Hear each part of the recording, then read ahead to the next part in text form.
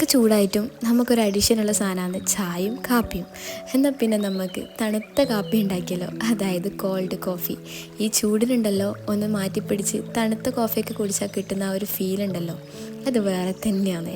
അപ്പോൾ ഒരു മിക്സിൻ്റെ ജാറിലേക്ക് കുറച്ച് കോഫി പൗഡറും ആവശ്യത്തിനുള്ള പഞ്ചസാരയും ഇളം ചൂടുവെള്ളം ഒഴിച്ചിട്ട് നല്ലേക്കൊന്ന് അടിച്ചെടുക്കുന്നുണ്ട്.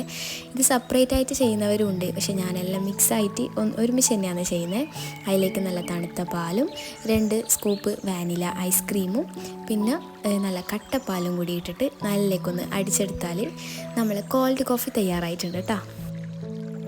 പിന്നെ ഇത് സെർവ് ചെയ്യുമ്പം എപ്പോഴും നല്ല തണുപ്പുണ്ടായിരിക്കണം. അതുകൊണ്ട് തന്നെ ഐസ് ക്യൂബ് കുറച്ച് അധികം ഇട്ട് കൊടുത്തിട്ടുണ്ട് ഗ്ലാസ്സിലേക്ക്. എന്നിട്ട് ഇത് ഒഴിക്കാം.